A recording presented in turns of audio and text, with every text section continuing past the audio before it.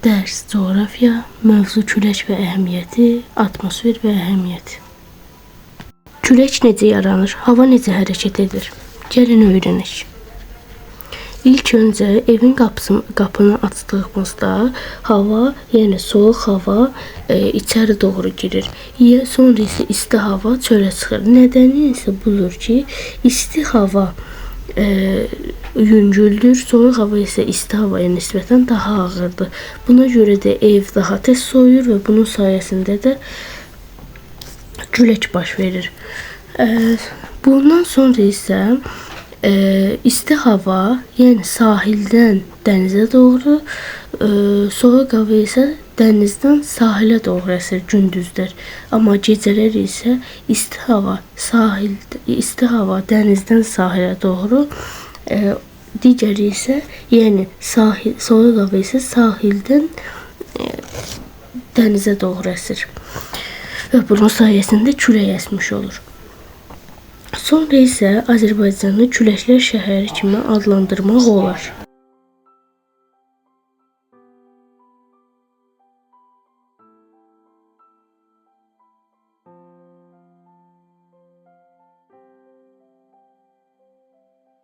Azərbaycan Respublikasının şəhəri olan Bakı şəhəri hər fəsil külək əsdiyi üçün küləklər şəhəri adlandırılır. Və buna görə də küləklər şəhəri adlandırıldığı üçün burada çoxlu küləklər əsir. İsti havalarda isə su və torpaq qızır, amma torpaq suya nisbətən daha tez qızır.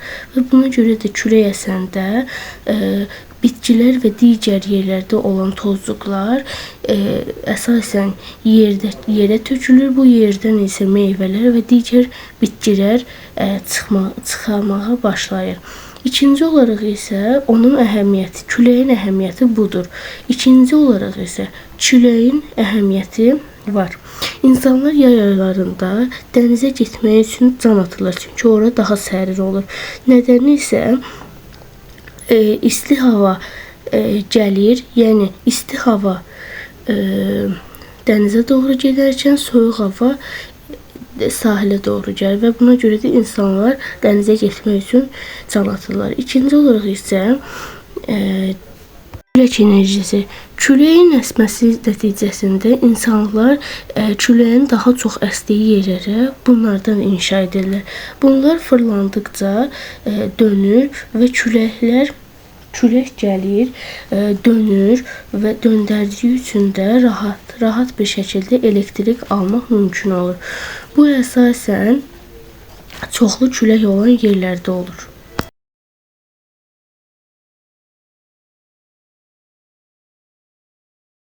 Gördüyünüz kimi 3 dənə pəri olur.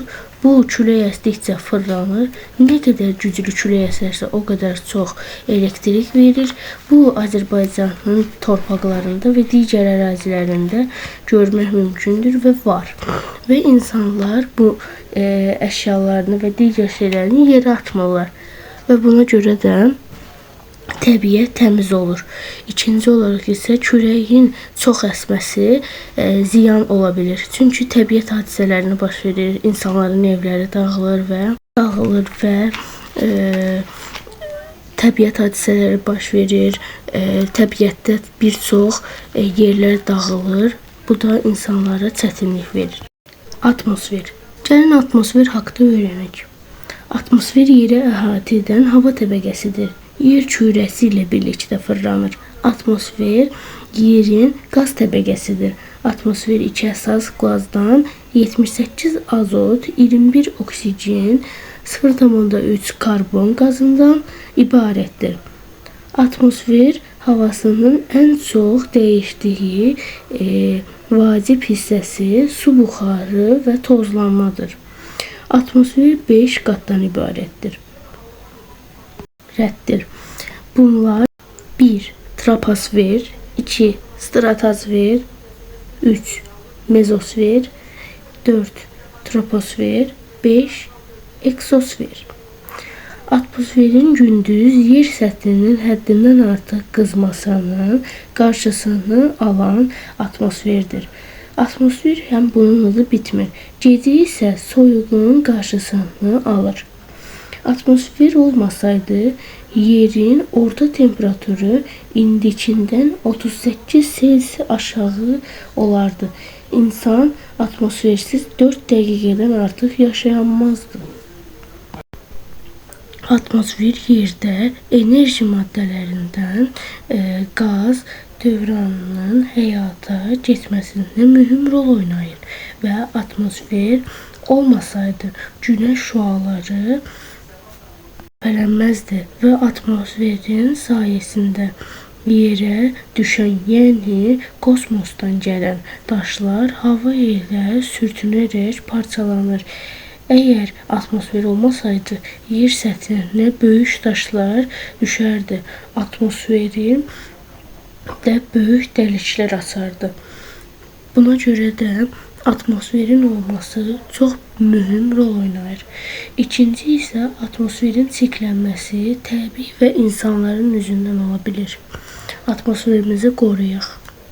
Sağ olun, dinlədiyiniz üçün təşəkkürlər.